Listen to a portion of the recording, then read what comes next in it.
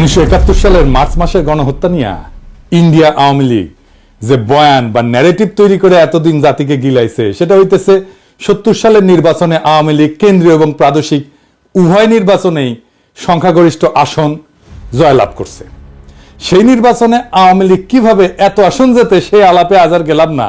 ইলিয়াস কাঞ্চন হাসতে হাসতে বলছে কিভাবে সে 70 সালের নির্বাচনে একাই অসংখ্য ভোট দিছে ভোট কেন্দ্রে গিয়ে। এটা শুনে রাখেন। 70 ইলেকশনের সময় আমরা নিজেরা ক্যাম্প করেছি এবং আমি ভোটার কিন্তু হইনি, কিন্তু আমি নিজে কিন্তু ফলস ভোট দিয়েছি এবং একটা দুইটা না অনেকগুলোই দিয়েছি। খালি ইলিয়াস কাঞ্চন না, আমাদের ব্যক্তিগত পরিচিত অসংখ্য ব্যক্তি আছে যারা ওই সময় ভোট দেওয়ার মতো বয়স না থাকা সত্ত্বেও আওয়ামী লীগের ক্যাডারদের সাথে ভোট কেন্দ্রে অসংখ্য ব্যালট পেপারে সিল মারে আসছে। আজকে আর তাদের নামধাম কইলাম না, এইসব আলাপ অন্য দিন হবে। আপনার আশেপাশে 70-এর নির্বাচনে ভোট দেওয়া আর অংশ নেওয়া এরকম কেউ থাকলে জিগায় দেখেন। পাকিস্তানের মার্শাল ল অথরিটি কেন এইসব দেখাও চুপ করেছিল, সেটা আজকে এই আলাপ, সে আলাপে আসতেছি। আজকের আলাপ হবে মার্চ মাসে এবং তার আগে নির্বাচনের পর কি নেগোসিয়েশন, আলোচনা, আলাপ হয়েছিল এবং 25শে মার্চ রাতের ঘটনা কেন ঘটে, অবাঙালি মুসলমানদের সাথে তখন এবং তার আগে কি হয়েছিল। এপিসোডটা একটু দীর্ঘ হবে, আশা করি শেষ পর্যন্ত দেখবেন। অনেক অজানা ভয়ঙ্কর কাহিনী জানতে পারবেন। আমরা আগের ভিডিওতে আওয়ামী লীগের ভুয়া অর্থনৈতিক শোষণের বয়ানকে জয় বাংলা করছি, এইটাই যদি না দেখে থাকেন আবার দেখতে পারেন। মার্চ মাস নিয়ে ইন্ডিয়া আওয়ামী লীগ জাতি এবং দুনিয়াকে গিলাইছে একটা ন্যারেটিভ। এটা গিলাইছে মূলত ইন্ডিয়ান গণমাধ্যম এবং তাদের লেসপেন্সার আওয়ামী লীগের প্রোপাগান্ডার জোরে। এখন ভারতীয় গণমাধ্যম আর আওয়ামী লীগ প্রোপাগান্ডা কি মাল সেটাই প্রজন্ম বর্তমানে বাংলাদেশিরা হারে হারে টের পাইতেছে। দেখছেন না এইটারে?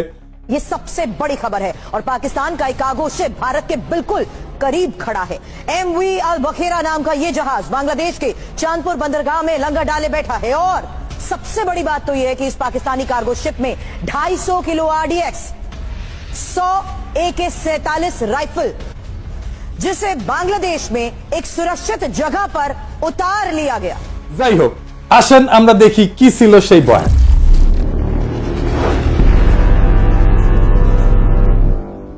সেই বয়ান বলে 1970 সালের ডিসেম্বর মাসে পাকিস্তানের নির্বাচনে আওয়ামী লীগ সংখ্যাগরিষ্ঠ আসন পায়। আওয়ামী লীগের বিজয় দেখা পশ্চিম পাকিস্তানের শাসক গোষ্ঠী ভীত সন্ত্রস্ত হইয়া পড়ে। তারপরে ক্ষমতা হস্তান্তরে তারা তালবাহানা শুরু করে। ইয়াহিয়া খান 1 মার্চ ঢাকায় হইতে যাওয়া জাতীয় পরিষদের অ্যাসেম্বলি স্থগিত করে যাতে আওয়ামী লীগ ক্ষমতায় যেতে না পারে।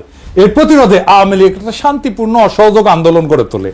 ইয়াহিয়া ঢাকায় এসে আলোচনার নামে সময় ক্ষেপণ করে এবং 25শে মার্চ হঠাৎ কইরা ঘুমন্ত নিরস্ত্র শান্তিপূর্ণ বাঙালিদের উপরে ঝাঁপায় পড়া গণহত্যা শুরু করে।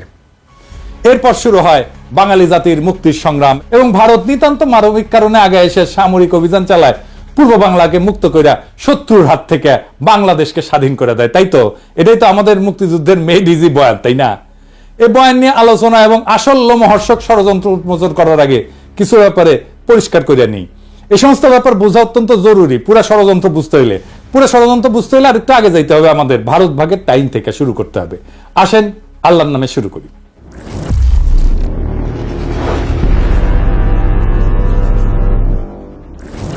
1947 সালে পাকিস্তান এবং ভারত ব্রিটিশ সাম্রাজ্যের ডোমিনিয়ন হিসেবে স্বাধীনতা লাভ করে। ডোমিনিয়ন আর রিপাবলিকের মধ্যে পার্থক্য হচ্ছে ডোমিনিয়ন কার্যত স্বাধীন হইলেও সেটা ব্রিটিশ সাম্রাজ্যের অংশ। একটা ডোমিনিয়নের রাষ্ট্রপ্রধান ইংল্যান্ডের রাজা বা রানী, তবে ডোমিনিয়নের পার্লামেন্ট বা আইনসভার স্বাধীনতা আছে। তারা যদি চায় তাদের আইনসভা নিজেদেরকে রিপাবলিক ঘোষণা কইরা ইংল্যান্ডের সাথে সম্পূর্ণভাবে সম্পর্ক ছেদ করতে পারে, তখন তাদের নিজস্ব রাষ্ট্রপ্রধান থাকবে। ভারত 1950 সালে নিজেদের সংবিধান রচনা করে রিপাবলিক ঘোষণা করে। পাকিস্তান 1956 সালে সংবিধান রচনা করে রিপাবলিক ঘোষণা করে। পরে ব্রিটিশ সাম্রাজ্য ডোমিনিয়ন শব্দ বাদ দিয়ে কমনওয়েলথ শব্দ চালু করে। এখন অনেক দেশ আছে যারা ডোমিনিয়নের মতো, যেমন কানাডা, অস্ট্রেলিয়া, নিউজিল্যান্ড। এই সমস্ত দেশের রাষ্ট্রপ্রধান ইংল্যান্ডের রাজা বা রানী। পাকিস্তানের 56 সালের সংবিধান 1958 সালের 8ই অক্টোবর তৎকালীন পাকিস্তানের রাষ্ট্রপ্রধান প্রেসিডেন্ট ইস্কান্দার মির্জা, উনি বাংলার মানুষ ছিলেন, কিন্তু উনি রদ কইরা মার্শাল ল জারি করে। মার্শাল ল জারি করলে সংবিধান রদ করতে হয়। এখানে একটা জিনিস খেয়াল করেন, মার্শাল ল যদি সংবিধানকে রদ করতে পারে তাইলে মার্শাল ল সংবিধানের চাইতে বড়। আসলেই তাই। আসল কথাটা হইতেছে হিম্মত, হ্যাডমই আসল, ক্ষমতাই আসল, সংবিধান তারপরে। যাই হোক, আলাপে আসি। কেন ইস্কান্দার মির্জা সংবিধান রদ কইরা মার্শাল ল দিল?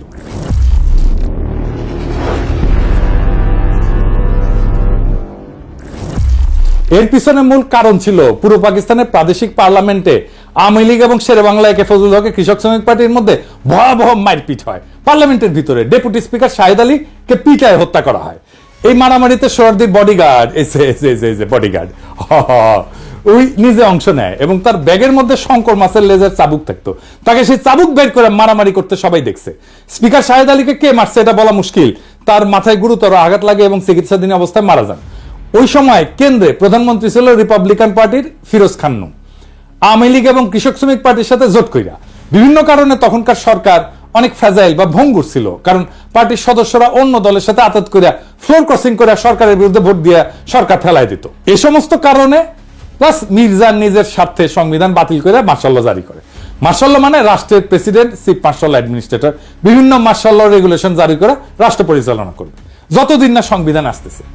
রাষ্ট্রে কোনো আইনসভা থাকবে না। মার্শাল ল জারি করার পর ইস্কান্দার মির্জা যেই টেকনিক খেলা এতদিন রাজনীতিবিদদের ল্যাং মেরে আসছিল, সে একই টেকনিক খেলে সেনাবাহিনী কমান্ডার ইন চিফ আইয়ুব খানকে ল্যাং মারার পরিকল্পনা করে। আইয়ুব খান অন্য ধাতুতে গড়া মানুষ ছিল, রাজনীতিবিদদের মতো অত সহজে ফাঁদে পা না দিয়া নিজে ইস্কান্দার মির্জাকে গদি থেকে ভাগায় দেয়, জয় বাংলা করে দেয়। আইয়ুব খান মার্শাল ল দিয়া দেশ পরিচালনা করে। এরপর 1962 সালে সংবিধান প্রণয়ন করে। 1956 এবং 62 এই দুই সংবিধানেই পাকিস্তানের দুই প্রদেশ পশ্চিম পাকিস্তান এবং পূর্ব পাকিস্তানকে প্যারিটি অথবা সমতা দেওয়া হয়। এর মানে হইতেছে পাকিস্তানের কেন্দ্রীয় আইনসভার দুই প্রদেশ থেকে সমান সংখ্যক আইনসভার সদস্য থাকবে। যেমন 62 থেকে 65 সালে পাকিস্তানের তৃতীয় আইনসভায় পূর্ব পাকিস্তানে 78 জন, পশ্চিম পাকিস্তানে 78 জন ছিল। 65 থেকে 69 সালেও পাকিস্তানের চতুর্থ আইনসভায় উভয় প্রদেশ থেকে 78 জন করে মোট 156 জন ছিল। এই প্যারিটির ফর্মুলার পিছনে একটা ইতিহাস আছে, এটা একটু জানা আসি।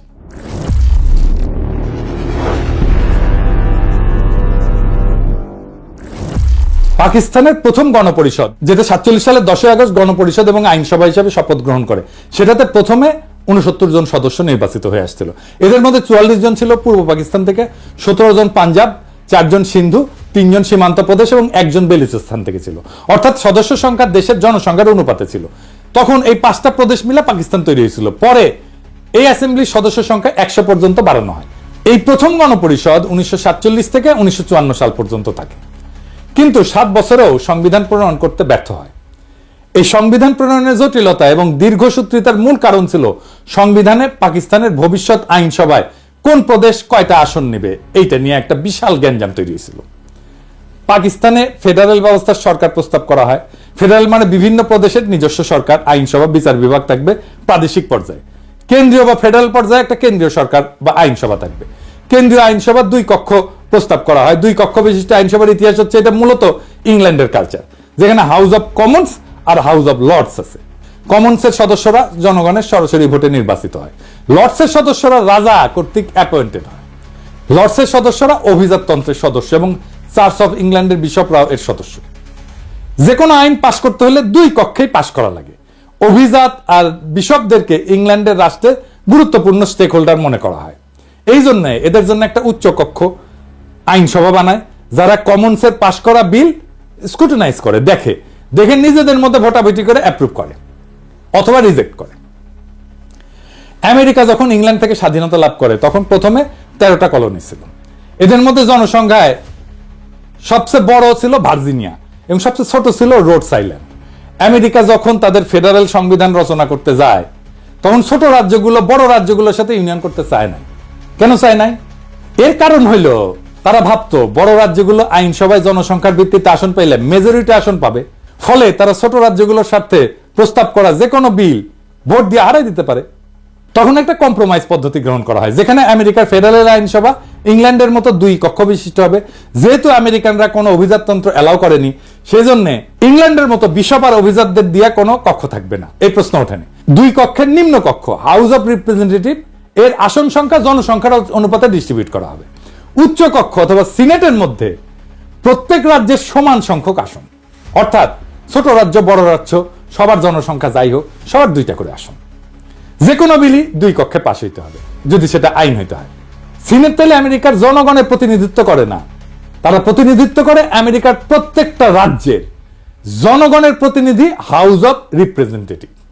তাহলে জনগণের প্রতিনিধি কারা? জনগণের প্রতিনিধি হচ্ছে হাউস অব রিপ্রেজেন্টেটিভ। আমেরিকার সংবিধান জনগণ ছাড়া প্রত্যেকটা রাজ্যকেও নিজেদের ফেডারেল স্ট্রাকচারের স্টেক হোল্ডার মনে করে। যেহেতু সিনেটে সবার সমান আসন, এর জন্য ছোট মাইনরিটি রাজ্যগুলো তার আপত্তি না করে বড় রাজ্যগুলোর সাথে ইউনিয়ন করে ইউনাইটেড স্টেটস অফ আমেরিকা গড়ে তোলে। তো পাকিস্তানে প্রথমে 2টা কক্ষ প্রস্তাব করা হয়। নিম্ন কক্ষ প্রদেশগুলোর জনসংখ্যার ভিত্তিতে আসন সংখ্যা বিতরণ করা হয়। ঠিক আমেরিকার মতো পাকিস্তানের প্রদেশগুলোকে যদি ক্রমিক অনুসারে সাজায়, তাহলে জনসংখ্যা সবচেয়ে বেশি পূর্ব বাংলার, তারপরে পাঞ্জাব, তারপরে সিন্ধু, তারপরে সীমান্ত প্রদেশ, তারপরে বেলুচিস্তান। আর উচ্চ কক্ষ প্রদেশগুলো প্রতিনিধিত্ব করবে, প্রত্যেকটা প্রদেশের সমান সংখ্যক আসন থাকবে, সিনেটের মতো। ঠিক আমেরিকার মতো যে কোনো বিল উভয় কক্ষে পাশ হইতে হবে। সব প্রদেশ এই প্রস্তাবে রাজি হয়। রাজি হয় না কে? বাঙ্গুরা, এই মুজিবেরা। তারা দাবি করে উভয় কক্ষে জনসংখ্যার অনুপাতে হইতে হবে। তাতে যারা উভয় পক্ষে মেজরিটি থাকে, তাদেরকে যতই বোঝানোর চেষ্টা করা হয় উভয় কক্ষে যদি জনসংখ্যার অনুপাতে হয়, তাহলে 2টা কক্ষের দরকার কি, একটা কক্ষ হইলেই তো হয়। সোহরাওয়ার্দী বডিগার্ডের মাথায় এর চাইতে গারপেলি বুদ্ধি আর আসার কথা। আর একটা কক্ষই যদি হয়, প্রদেশগুলোর যদি রিপ্রেজেন্টেশন নাই থাকে, তাহলে ফেডারেল সরকার ব্যবস্থা প্রত্যেকটা প্রদেশের আলাদা সরকার আইনসভার দরকার কি? একটা একক কেন্দ্রীয় সরকার ব্যবস্থা থাকলেই তো হয়, যেখানে আইনসভা জনসংখ্যার ভিত্তিতে হবে এবং একটা লেয়ারের সরকার থাকবে। যেমন চীন একটা লেয়ারের সরকার, একটা কেন্দ্রীয় শাসনের দেশ, এটা ইংরেজিতে কয় ইউনিটারি দেশ। এখানে প্রদেশগুলোর আলাদা সরকার বা আইনসভা নাই। তো বাঙ্গুদের যদি মেজরিটি এতই প্রিয় হয়, তারা ইউনিটারি সরকার নিক, দেশে কোনো প্রাদেশিক সরকার থাকারই দরকার নাই। কিন্তু বাঙ্গুরা অনর, তারা কিছুতেই বুঝবেন না। তারা ফেডারেল নিবে, প্রাদেশিক সরকার রাখবে, কেন্দ্রে 2টা কক্ষ রাখবে, আবার 2টাতেই মেজরিটি নিবে। মানে পুরো মামা বাড়ির আবদার। আমি নায়িকার মতো সুন্দর মাইয়া চাই, সেই মাইয়া আবার রন্ধন কর্মে সুনিপুণা হবে, কাজের বুয়ার মতো কাজ করবে, পরিবেটে হয়ে সাইজা থাকবে, বাপের একমাত্র কন্যা হবে, শ্বশুরের অগাধ ধন সম্পদ থাকবে, গাইতে জানবে, নাচতে জানবে, মানে তার সব লাগবে। পশ্চিম পাকিস্তানের নিশ্চয়ই ভাবিছিল কিসে পইলাম কোদা। তো বাঙ্গুদের এই গোয়ার্তুমির জন্য পাকিস্তানের সংবিধান প্রণয়ন প্রায় পুরা 9 বছর আটকাইছিল। এই 9 বছর মানে 47 থেকে 56 পর্যন্ত পাকিস্তান ডোমিনিয়ন হিসেবে থাকে। এবং ব্রিটিশ আমলে গভর্নমেন্ট অফ ইন্ডিয়া অ্যাক্ট, 35-এর ইন্ডিয়ান ইন্ডিপেন্ডেন্স অ্যাক্ট এবং 47-এর এই 2টা আইনকে সংবিধান হিসেবে গ্রহণ করে অপারেট করে। পরে বাঙ্গুদের বোঝানোর জন্য, মানানোর জন্য 56 সালে প্যারিটি ফর্মুলা প্রপোজ করা হয়, যেটাতে পাঞ্জাব, সিন্ধু, সীমান্ত আর বেলুচিস্তান মিলে পশ্চিম পাকিস্তান এবং পূর্ব বাংলাকে পূর্ব পাকিস্তানের 2টা প্রদেশ হিসেবে গঠন করা হয়। উভয় প্রদেশের জনসংখ্যার অনুপাত 50-এর কাছাকাছি, একদিকে 56%, একদিকে 44%। যেহেতু উভয় প্রদেশের সমান আসন, যাতে কেউ কাউকে ডমিনেট করার প্রশ্ন না ওঠে, সবাই সমান সমান। যেহেতু এই প্রস্তাবে পশ্চিম অঞ্চল পাকিস্তানের 4টা প্রদেশ মিলে একটা ইউনিট গঠন করা হয়, তাই এই প্রস্তাবের নাম হয় 1 ইউনিট প্রপোজাল। এই প্রস্তাবে সব দল রাজি হয়। তৎকালীন আওয়ামী লীগ ও সোহরাওয়ার্দীর নেতৃত্বে এই প্রস্তাবে রাজি হয়, ফলে এটা গৃহীত হয় এবং এইভাবে পাকিস্তানের 56 সালের সংবিধান প্রণয়ন করা হয়। আইয়ুব খান যখন 62 সালে সংবিধান প্রণয়ন করেন, তখন উনি কেন্দ্র এবং রাজ্যগুলোর মধ্যে এই সম্পর্ককে বহাল রাখেন। এই ইস্যুটা একটা সেটেলড ইস্যু ছিল। আইয়ুব খান এটা নড়চড় করেন নাই। এখানে একটা তথ্য উল্লেখ করা যায় যে বাংলাদেশ বিচ্ছিন্ন হয়ে যাওয়ার পর পাকিস্তানে কিন্তু সংবিধান তৈরি করতে একদম সময় লাগে নাই। ওদের পাঞ্জাব মেজরিটি প্রদেশ হওয়া সত্ত্বেও পাঞ্জাবিরা কিন্তু বাঙ্গুদের মতো মামা বাড়ির আবদার করে নাই। বর্তমান পাকিস্তানের আইনসভার 2টা কক্ষ, নিম্ন কক্ষ ন্যাশনাল অ্যাসেম্বলি আর উচ্চ কক্ষ সিনেট। নিম্ন কক্ষ জনসংখ্যার অনুপাতে আসন, আর উচ্চ কক্ষে প্রত্যেকটা রাজ্যের সমান সংখ্যক আসন। পাঞ্জাবিরা বাঙ্গুদের মতো হাউকাউ করে নাই যে তাদের উভয় কক্ষতেই মেজরিটি দিতে হবে। এইবার শুরু হয় ষড়যন্ত্রকারীদের খেলা। 1962 সালে ভারত মাতা চীনের সাথে সরাসরি যুদ্ধ জড়ায় পড়ে। যুদ্ধটা হয় ভারতের 2 দিকের সীমান্তে, উত্তর পূর্ব এবং উত্তর পশ্চিম। উত্তর পূর্ব দিকে ভারত এবং চীন উভয়ে বর্তমান অরুণাচল প্রদেশকে সম্পূর্ণ নিজের বলে দাবি করে। উত্তর পশ্চিমের লাদাখের একটা অংশ, যেটার নাম আকসাই চীন, সেটাকেও তারা নিজেদের এলাকা বলে দাবি করে। ভারত মাতা বেশি কনফিডেন্ট হইয়া চীনের এলাকায় সৈন্য নিয়ে ঢুকে যায়। ভার্চুয়ালি চীনারা ভারত মাতার সৈন্য দেখলে পালাবে, চীনারা না পালায় উল্টা হামলা করে। ফলে ভারত পুরা অরুণাচল প্রদেশ, আকসাই চীন উভয় অঞ্চল যুদ্ধে সম্পূর্ণভাবে হারায়। আসামের ভিতরে চীনা বাহিনী ঢুকে পড়ে। চীনের কাছে ভীষণ মার খাওয়ার পরপরই ভারত 1965 সালে পাকিস্তানের সাথে যুদ্ধ জড়ায় পড়ে। কাশ্মীরে ভারতের বিরুদ্ধে বিদ্রোহে পাকিস্তান আর্মির সাহায্যের ফলে ভারতের দখলকৃত কাশ্মীরে সামরিকভাবে বেসামাল হয়ে পড়ে। Pakistan army 1 September operation grand slam নামে একটা সামরিক অভিযান পরিচালনা করে। ফলে কাশ্মীরের ভিতরে ভারতীয় আর্মি অত্যন্ত নাজুক পরিস্থিতির সম্মুখীন হয়। এখানে উল্লেখ করা যায় যে এই গ্র্যান্ড স্ল্যামের কমান্ডার ছিল তৎকালীন মেজর জেনারেল ইয়াহিয়া খান। তাদের আত্মসমর্পণ ঠেকাইতে মরিয়া ভারত 6 সেপ্টেম্বর আন্তর্জাতিকভাবে রিকগনাইজ বর্ডার ক্রস করে লাহোরের দিকে হামলা করে। কিন্তু সমস্ত শক্তি নিয়ে কাশ্মীরের বর্ডার এইটা বিতর্কিত বর্ডার, আন্তর্জাতিকভাবে রিকগনাইজ না। কিন্তু লাহোরে ভারতের সীমান্ত থেকে মাত্র 18 মাইল দূরে হওয়া সত্ত্বেও ভারত সর্বশক্তি নিয়ে করা এই আক্রমণ ব্যর্থ হয়। পাকিস্তান আর্মির লাহোরের বাইরে ভারতের আক্রমণকে সফলভাবে প্রতিরোধ করে এবং যুদ্ধবিরতির আগ পর্যন্ত পুরো 18 দিন ভারতীয় বাহিনীকে ঠেকায় রাখে। কে ঠেকায় রাখছিল জানেন? কে ঠেকায় রাখছিল ওইখানে? পাকিস্তানি আর্মির কারা? ইস্ট বেঙ্গল রেজিমেন্ট, বাংলাদেশের ইস্ট বেঙ্গল রেজিমেন্ট। জি, আমাদের ইস্ট বেঙ্গল রেজিমেন্ট লাহোরকে রক্ষা করছিল ইস্ট বেঙ্গল রেজিমেন্ট, এবং এই লাহোরকে রক্ষা করার সৈনিক ছিল জিয়াউর রহমান। এই জন্যই জিয়াউর রহমান পাকিস্তানের বীরত্ব সূচক খেতাব পায়। আবার উল্টো দিকে কসুর সেক্টরে পাকিস্তান আক্রমণ চালায়, ভারতের খেমকারান শহর দখল করে নেয়। ভারত জম্মু থেকে শিয়ালকোটের দিকেও আক্রমণ করে। শিয়ালকোট বর্ডার থেকে মাত্র 12 মাইল দূরত্ব থাকা সত্ত্বেও এখানে ভারতীয় বাহিনী ব্যর্থ হয়। পাকিস্তানি আর্মি সফলভাবে তাদের সেই আক্রমণকে শিয়ালকোটের বাইরেই প্রতিহত করে।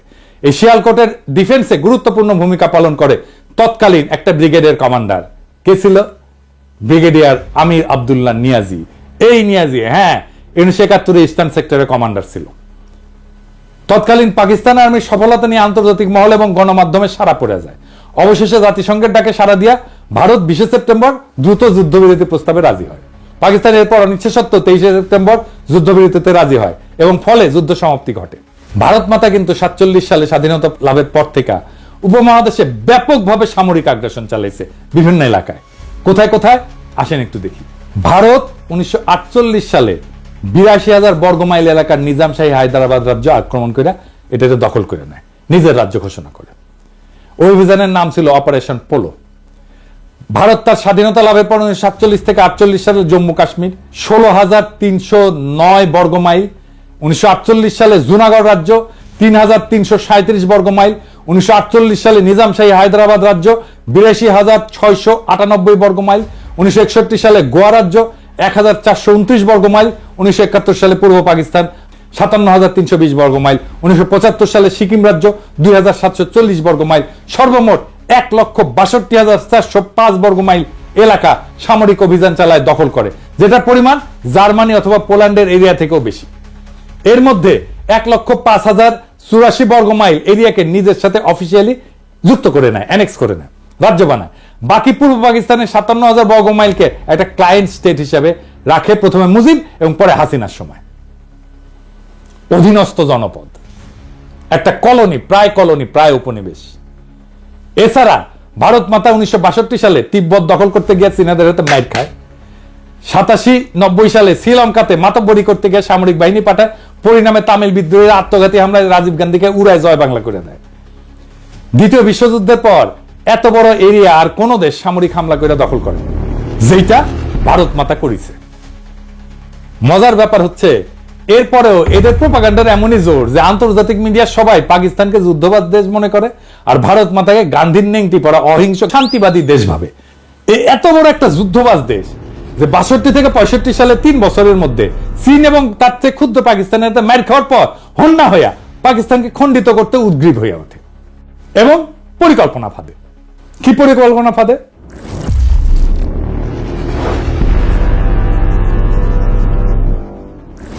সে তাদের এজেন্ট শেখ মুজিব সোহরাওয়ার্দীর বডিগার্ডের মাধ্যমে ঠিক করে 65 সালে যুদ্ধের পর 6 দফাকে উপস্থাপন করে।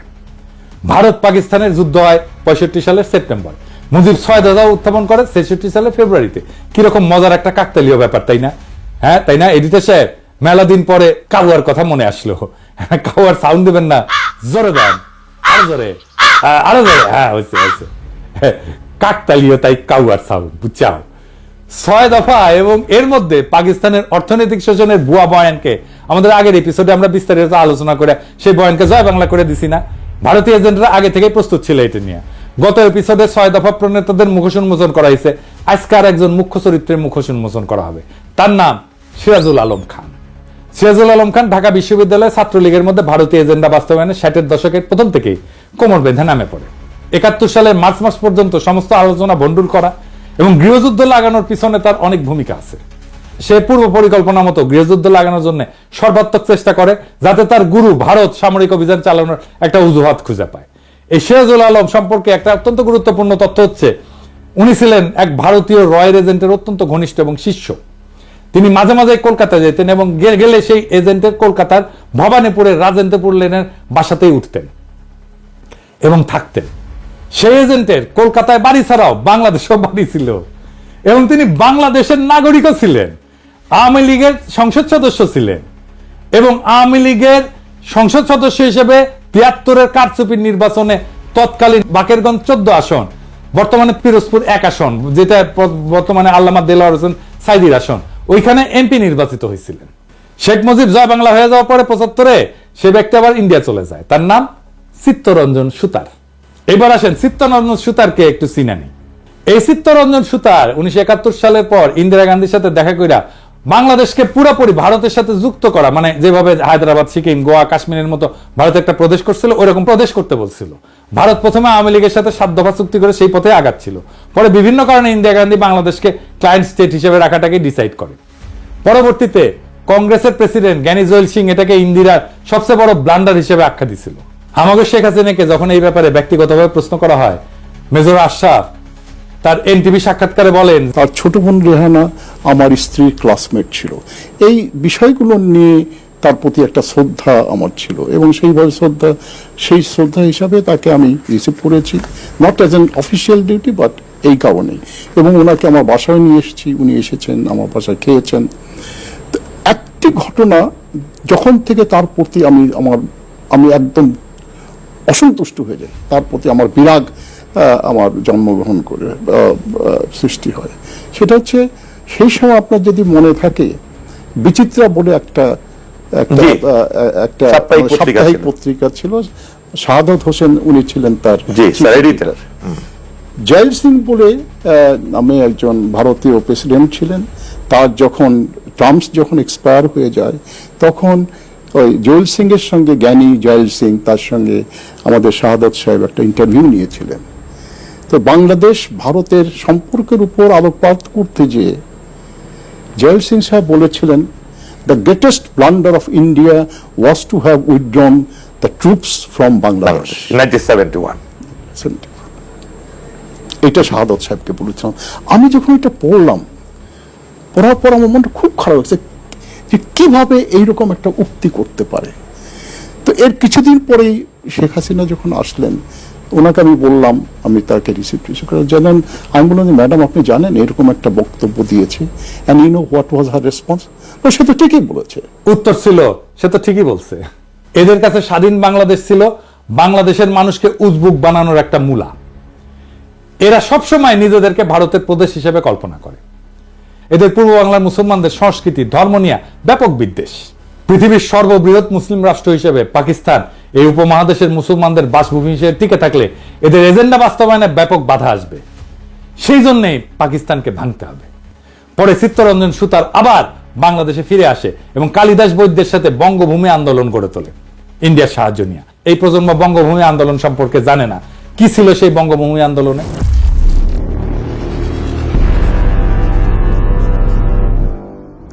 এই আন্দোলন হচ্ছে দক্ষিণবঙ্গের খুলনা, ফরিদপুর, পটুয়াখালী, বরিশাল এই অঞ্চলে একটা হিন্দু রাষ্ট্র গড়ে তোলার জন্য সশস্ত্র সংগ্রাম। 1996 থেকে 2001 আওয়ামী লীগের সময় এই আন্দোলন হঠাৎ করে কাকতালীয়ভাবে বন্ধ হয়ে যায়। এরপরে বিএনপির সময় আসলে এটা আবার ভারতের এজেন্ডা বাস্তবায়ন করতে নেমে পড়ে। 2004 সালে ফেব্রুয়ারি মাসে এরা হিন্দু প্রজাতন্ত্রের ঘোষণা দিয়ে আবার অ্যাক্টিভ হয়। ভারত তাদেরকে অ্যাক্টিভ করে রহস্যজনকভাবে। এর ঠিক পরে সে 2004 সালে বাংলাদেশে গ্রেনেড হামলা থেকে শুরু করে একের পর এক নাটক ঘটা শুরু করে। ভারত তার পরিকল্পনা অনুযায়ী বাংলাদেশকে অস্থিতিশীল করে তোলে। 2007 সালে ভারতের ঘোড়া উপহার পাওয়া কুলাঙ্গার মইনু আহমেদ ভারতের 111 প্লেবুক মতি মাহমুদের সাহায্যে বাস্তবায়ন করলে ভারতের আর বঙ্গভূমির মাধ্যমে ষড়যন্ত্র করার দরকার থাকে না। ম্যাজিকের মতো সাথে সাথে বঙ্গভূমি আন্দোলন ভ্যানিশ হয়ে যায়। এরপরের ইতিহাস সবার জানা। এই হচ্ছে সিরাজুল আলম খানের আসল রূপ। এইবার আগের কথায় ফিরে আসে।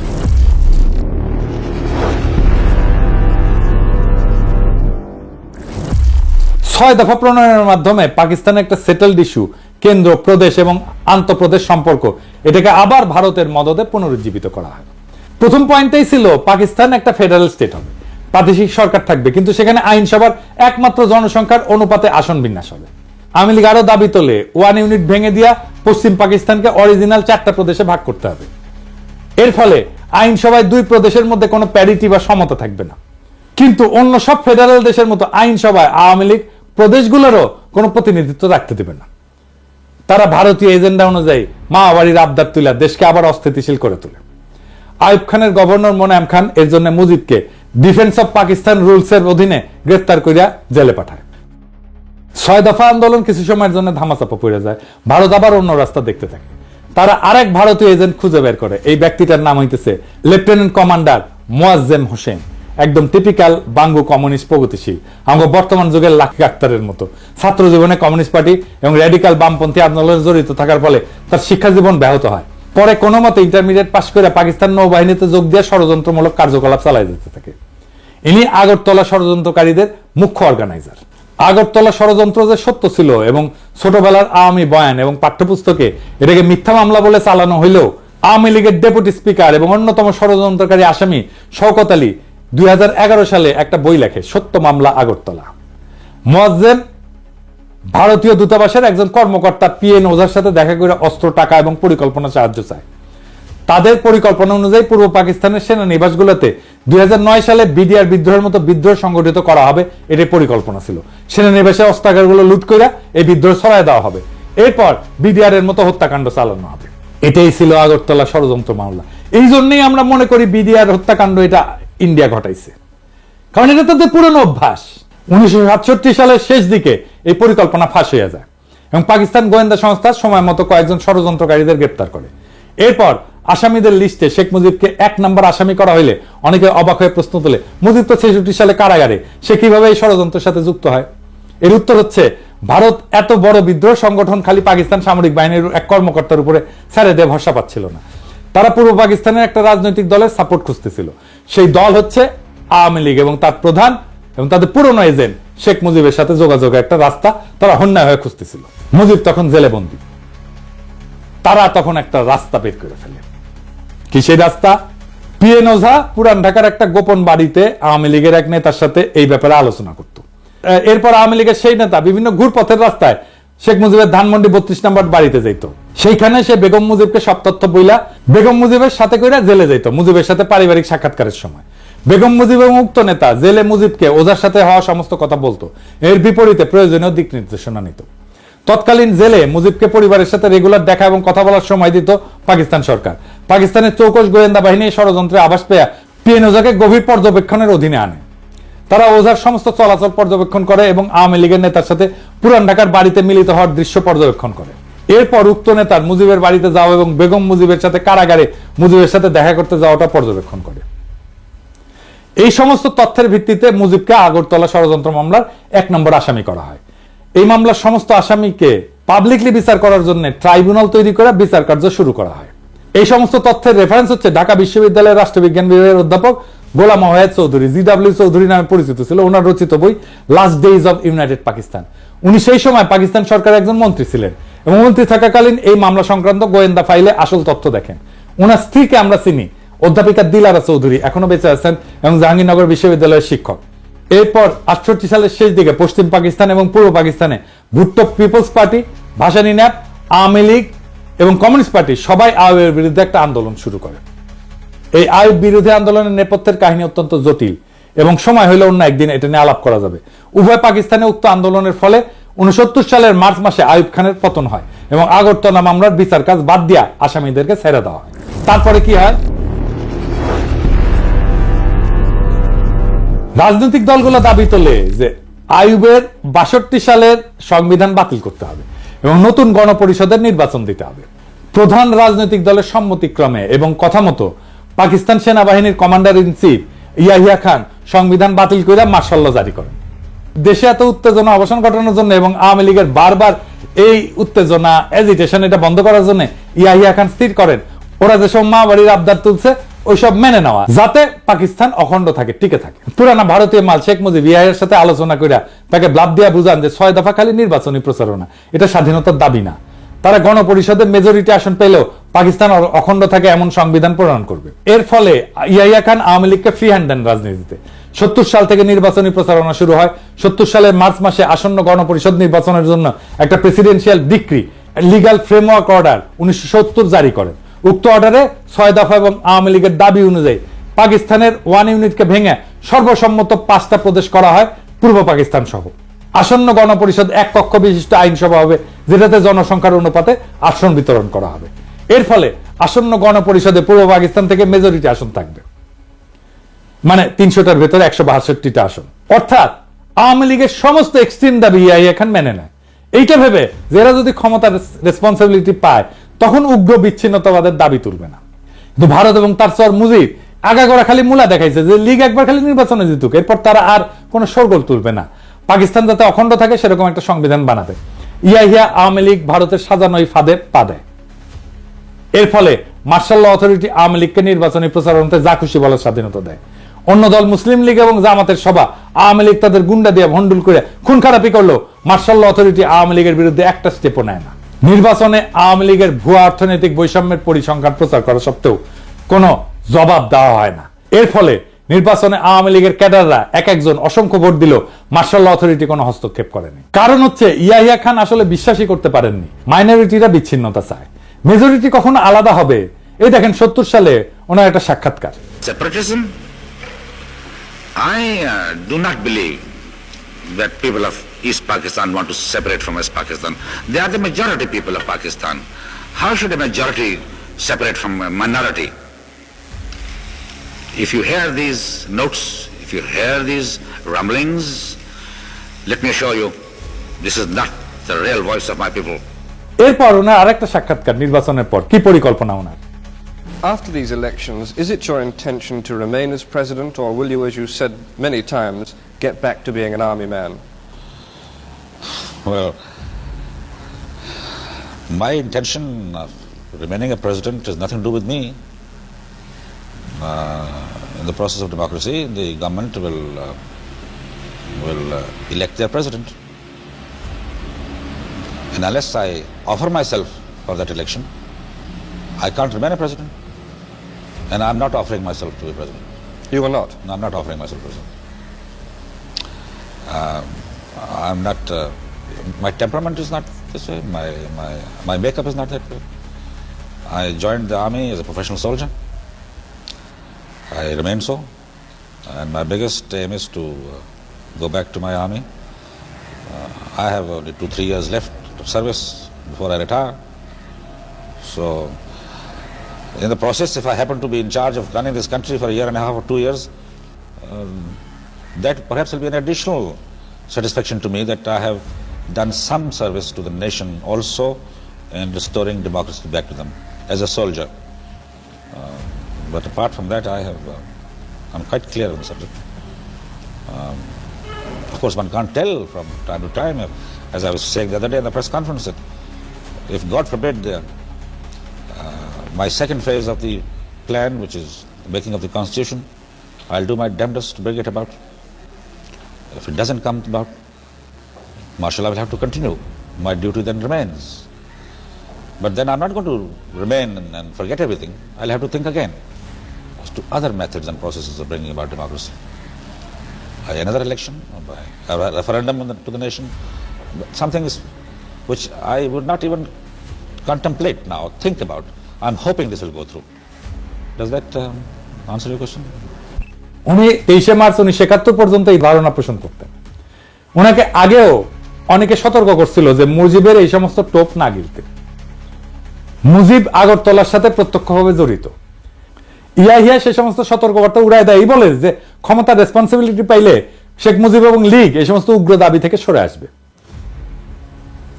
যখন 23 মার্চ মুজিব এবং লীগ ফাইনাল সংবিধানের রূপ দেখায়, যেটাতে দেশকে ভাগ করে সব আলাদা, নাম আলাদা, একটা দেশের বদলে দুর্বল কনফেডারেশন, কিন্তু পশ্চিম পাকিস্তান থেকে করের টাকা দিয়া বাংলাদেশ তাদের ডেফিসিট পূরণ করবে, সেটা দেখার পর উনি উপলব্ধি করেন আওয়ামী লীগ আসলে ভারতের মদদে সব সময় একটা বিচ্ছিন্নতা চাইছে এবং পুরা সময় তাকে ধোঁকা দিছে।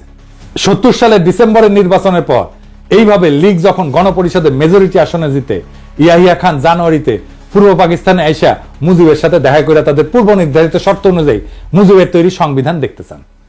মুজিব সেটা দেখাইতে অস্বীকার করে। এইবার প্রথমবারের মতো ইয়াহিয়া খান লীগের আসল বদমতলব বুঝতে পারে। ঠিক এই সময় ভারত তাদের পরিকল্পনা মতো আর একটা সাজানো নাটক বাস্তবায়ন করে, রহস্য উপন্যাসের মতো সেই ঘটনা।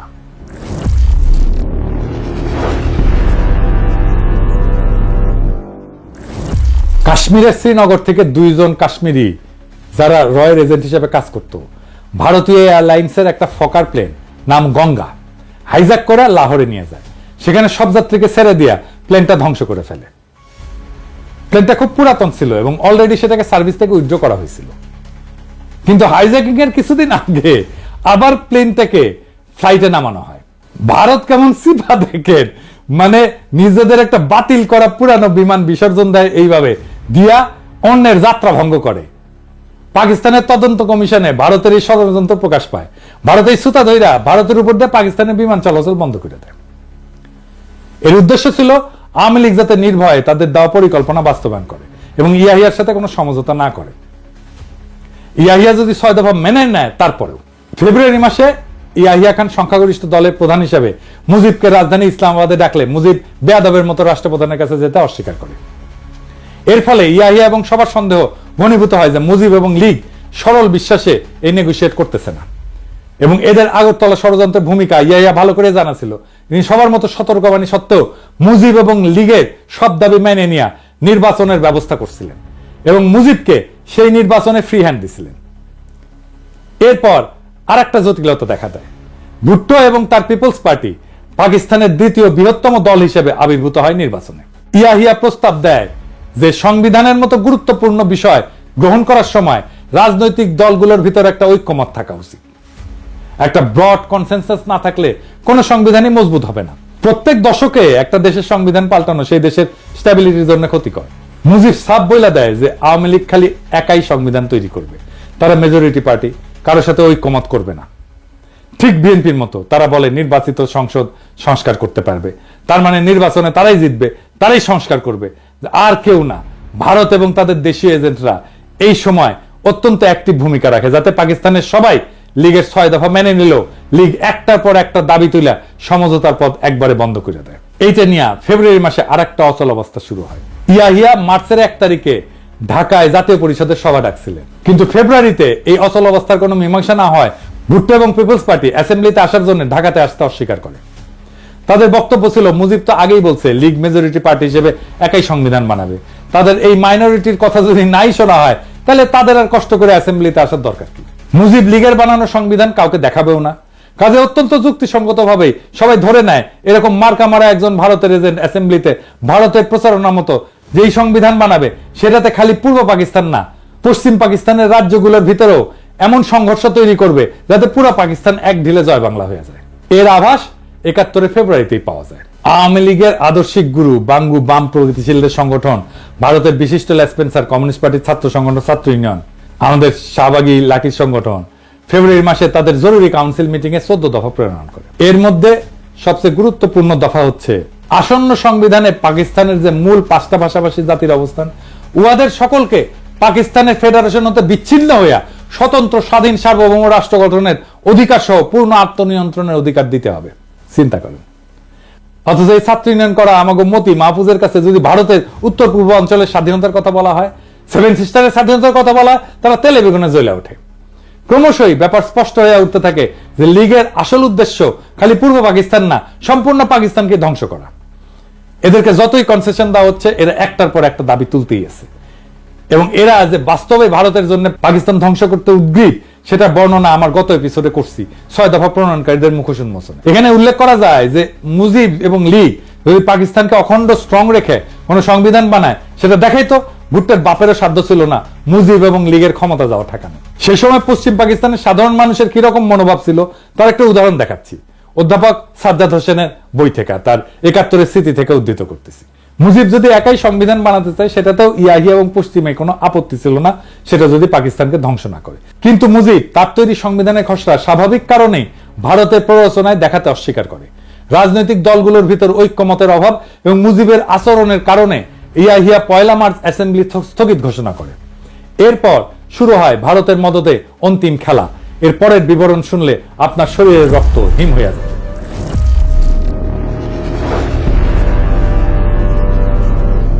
প্রথমে আমাদের জানতে হবে 71 সালে তৎকালীন পূর্ব পাকিস্তানে অবাঙালি মুসলমান কারা। 47 সালে দেশভাগের পর ভারতের উত্তরপ্রদেশ, বিহার, হায়দ্রাবাদ থেকে অসংখ্য মুসলমান পাকিস্তানে হিজরত করে। এদের কিছু অংশ পশ্চিম পাকিস্তানে যায়, কিছু অংশ পূর্ব পাকিস্তানে এসে বসবাস শুরু করে। পূর্ব পাকিস্তানে এদের সংখ্যা আনুমানিক কয়েক মিলিয়ন ছিল। এছাড়া পূর্ব পাকিস্তানের দেশের অন্যান্য জেলা থেকেও পাঞ্জাব, পশতু, সিন্ধি ইত্যাদি প্রদেশ এবং জেলার মানুষ এসে চাকরি, ব্যবসা বাণিজ্য ইত্যাদি কারণে বসবাস শুরু করে। চাকমা রাজা ত্রিদিব রায় তার বই দ্য ডিপার্টেড মেলোডিতে লোমহর্ষক সব ঘটনার বিবরণ দিচ্ছেন। সেসব ঘটনা তার এলাকার লোকজন চাক্ষুষ দেখছেন। তার বইয়ের এই পাতার বিবরণ দেখেন। এছাড়া রাজা মার্চের প্রথম দিকে ঢাকায় অবস্থান করছিলেন আসন্ন আইনসভায় যোগদানের উদ্দেশ্যে। ঢাকার ঘটনা উনি নিজে প্রত্যক্ষ করছেন।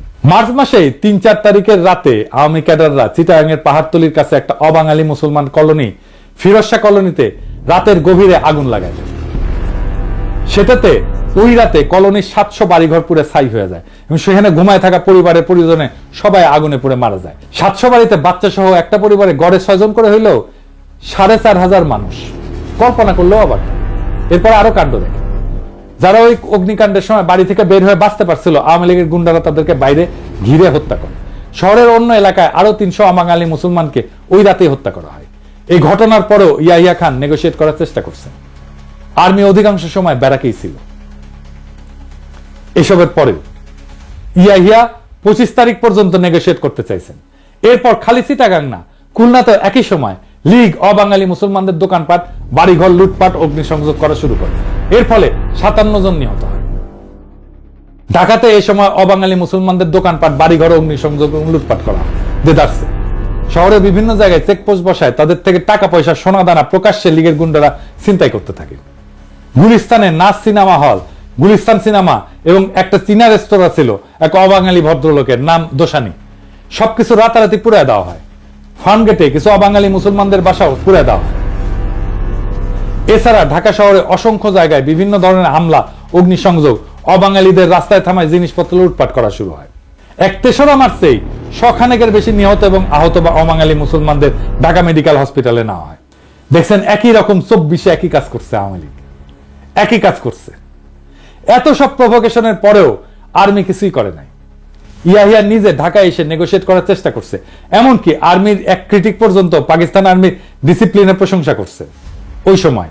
দেখেন, চট্টগ্রাম, রাঙ্গামাটির আরো অনেক লোমহর্ষক ঘটনা চাকমা রাজা প্রত্যক্ষ করছে। আসেন সেগুলো একটু দেখি। লীগের গুন্ডারা মার্চের শেষে অবাঙালিদের জড়ো করে হত্যা করা শুরু করে। কাপ্তাই বিদ্যুৎ কেন্দ্রে মোটর লঞ্চে বিশাল সংখ্যক অবাঙালি মুসলমান নারী এবং শিশুদেরকে জড়ো কইরা খাগড়াছড়ির দিকে নিয়ে রওনা দেয়। প্রতিমধ্যে নারীদেরকে ক্রমাগত ধর্ষণ করা হয়। কিছুদিন পর খাগড়াছড়ি পৌঁছায় সবাইকে ট্রেন্সের পাশে দাঁড় করায় গুলি করে হত্যা করা হয়। একজন আহত মানুষ বেঁচে জঙ্গলে পালায় যায়, সেখানে চাকমারা তাকে সেবা শুশ্রূষা করে। তার কাছ থেকে এই সমস্ত ভয়ঙ্কর কাহিনী শুনে চাকমারা। রাঙামাটির বাঙালি সাব ডিভিশনাল অফিসার, যে দেখতে নিরীহ প্রকৃতির এক ৫০ মানুষ ছিলেন, সেই কাপ্তাইতে এক পাকিস্তানি অফিসার স্ত্রীকে কিডন্যাপ কইরা সবশেষে দয়া পরবশ হয়ে তাকে হত্যা করা হয়।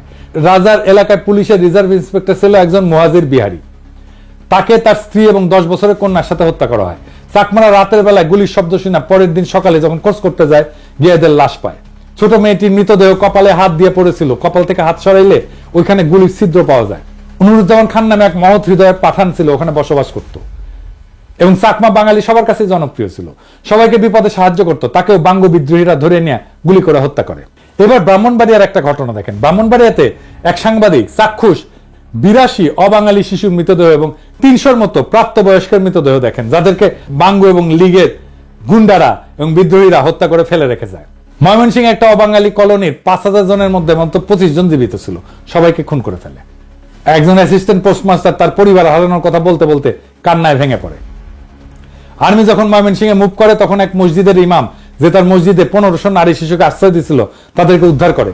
এসব অপরাধ অধিকাংশ করছে আওয়ামী লীগের ক্যাডারেরা। এইরকম এক পার্সি পরিবারের ঘটনা আছে, যারা বেনাপোলের দিকে পালায় যাচ্ছিল, যাদেরকে আওয়ামী বাঙ্গুরা পুরা পরিবার সহ হত্যা করে। বগুড়ার সান্তাহারে হাজার হাজার অবাঙালিদের হত্যা করা হয়েছে, সেসবের সাক্ষী এখনো জীবিত। যশোরে এই ভদ্রলোককে আওয়ামী বাঙ্গুরা হত্যা করে। এই মৃতদের ছবি পাকিস্তান আর্মির বর্বরতা বলে চালায় দেওয়া হয়। এরপরে দেখেন একটা ভয়ঙ্কর দৃশ্য। এই ছবিটা বিখ্যাত নিউজউইক পত্রিকায় ১২ এপ্রিল ১৯৭১ সালে প্রকাশিত হয়েছিল। ছবিতে একদল আওয়ামী বাঙ্গু একজন পাকিস্তানি সিএসপি অফিসার তাকে হত্যা কইরা তার মাথা কেটে ক্যামেরার সামনে পোজ দিতেছে। ভদ্রলোকের নাম ছিল ওয়াকার নাসিম বাট। কুষ্টিয়ার দিকে পোস্টেড ছিলেন। মার্চের সময় যখন দেশে অরাজকতা, এইটা দেখে সবাই যখন চলে যাচ্ছিল, উনি ওনার অফিসেই ছিলেন। কল্পনাও করতে পারেন নাই ওনার নিজের দেশের মানুষ বিনা কারণে ওনাকে হত্যা করবে। জয়দেবপুর ক্যান্টনমেন্টে বাঙালি সৈন্যরা বিদ্রোহ করে যাওয়ার সময় পশ্চিম পাকিস্তানি জেসিও অফিসারদের কোয়ার্টারে ঢুকে তাদের পুরো পরিবারকে হত্যা করে রেখে যায়। এইসব ভয়ঙ্কর ঘটনার সম্পূর্ণ বিবরণ পাঠ করতে গেলে 1001 আরব রজনী পার হয়ে যাবে।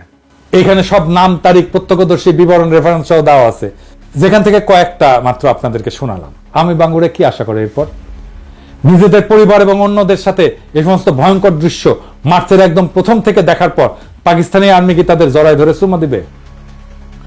এরপরও প্রথম 25 দিন ইয়াহিয়া খান একদম চুপ ছিল, এই আশায় যে হয়তো আওয়ামী লীগ শেষ পর্যন্ত কোনো মীমাংসাতে আসতেও পারে। কিন্তু হায়, উনি যদি জানতেন ভারত এবং আওয়ামী লীগ আরো কি দাবি রাখছে সামনে। আওয়ামী বাঙ্গুরা কিন্তু এই সমস্ত আকাম গণহত্যা করে ঠিকই ভারতে পালিয়ে গেছিল। যাওয়ার সময় লগে করে এক গাদা ব্যাংক লোডের টাকাও নিয়ে গেছিল।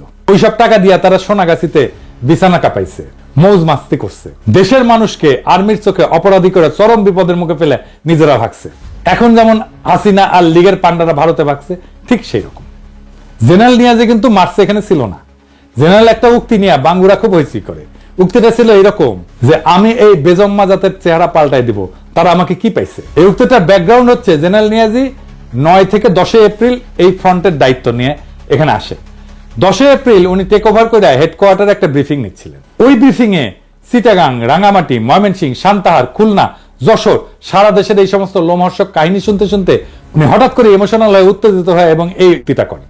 পরে কয়েকদিন পর মাথা ঠান্ডা করে 15 এপ্রিল আর একটা কঠোর অর্ডার জারি করে, যেখানে পাকিস্তানি আর্মির কেউ যদি কোনো প্রতিহিংসামূলক কিছু করে তাদের বিরুদ্ধে কঠোর ব্যবস্থা নেওয়ার অর্ডার দেন। দেখেন, এরপরেও আপনারা দেখেন এত সব ভয়ঙ্কর ঘটনার পরও পশ্চিম পাকিস্তানে কোনো বাঙালির বিরুদ্ধে একটা প্রতিশোধমূলক ঘটনা ঘটছে? ঘটে নাই। এমনকি পূর্ব পাকিস্তানে সোহরাওয়ার্দীর বডিগার্ডের পুরা গোষ্ঠীকে খাওয়ায় পড়ায় রাখলো। হাসিনার গর্ভে নমরুদের ডেলিভারি করলো হাসপাতালে নিয়ে গিয়ে। যেসব বাঙালি বিদ্রোহ করে নাই তারাও বহাল তবিয়তে থাকলো। বিমান বাহিনীর মতিউর রহমান দেশের ছুটি শেষ করিয়া আবার পশ্চিম পাকিস্তানি ইউনিটে জয়েন করলো। এরকম অসংখ্য ঘটনা আছে। তো মার্চ মাসে অ্যাসেম্বলি স্থগিত করার পর যখন ভারতীয় নীল নকশাতে আওয়ামী লীগ সারা দেশে অবাঙালি মুসলমানদের উপর তাণ্ডব হত্যাযজ্ঞ শুরু করে, Yahya Khan 6 March অ্যাসেম্বলির date 25 March ঘোষণা করেন। এরপর 15 মার্চ উনি প্রেসিডেন্ট হয়ে নিজে এসে মুজিবকে বোঝানোর ট্রাই করেন, যাতে আওয়ামী লীগ নিজের ইচ্ছা মতো এজেন্ডা বাস্তবায়নে ক্ষমতা চাইলে ক্ষমতা নিক, কিন্তু পাকিস্তান যাতে ধ্বংস না হয়। মার্চ 15 থেকে 23 পর্যন্ত এই আলোচনা চলে। এই নেগোসিয়েশনের ডিটেইলস বর্ণনা সিজন এন্ড রোজ এই বইয়ের এই গবেষণা বইতে আছে।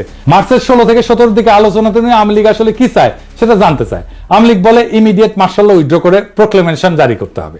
ইয়াহিয়া এই প্রস্তাবে রাজি হয়। আওয়ামী লীগ চায় গণপরিষদের অধিবেশন বসতে হবে। গণপরিষদের 2টা কমিটি থাকবে, একটা পূর্ব পাকিস্তানের আর একটা পশ্চিম পাকিস্তানের। 2 কমিটি প্রাদেশিক সংবিধান তৈরি করে পরে একত্র হয়ে একটা যৌথ সংবিধান বানাবে। সংবিধান তৈরি হওয়ার আগ পর্যন্ত মাঝখানে অন্তর্বর্তীকালীন সময়ে ইয়াহিয়া রাষ্ট্রপতি হিসাবে থাকবে। রাজনৈতিক দলগুলো থেকে মন্ত্রী নিয়োগ দিয়ে একটা ক্যাবিনেট গঠন করবে।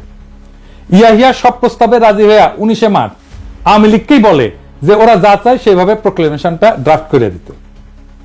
উনি এটা জারি করে দিবেন। ওনার এই প্রস্তাবে আওয়ামী লীগ হকচকায় যায়। উনি যেভাবে সবকিছু দিয়ে দিবে সেটা তারা ভাবতেও পারে না।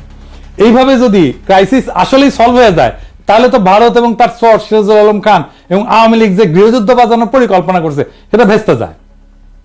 তারা এবার গাইগুই করে বলে প্রোক্লেমেশন ইয়াহিয়াকে ড্রাফট করতে হবে।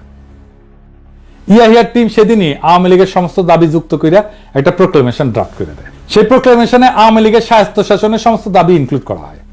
আওয়ামী লীগ যদি সত্যি অটোনমি চাইতো তারা সেই প্রস্তাব লুফে নিত। কি ছিল সেই প্রোক্লেমেশনে? ওনার সেই বই থেকে, যে সিজন এন্ড রোজের বই থেকেই আমরা এই প্রোক্লেমেশনটা দেখি, পড়ে শোনাই।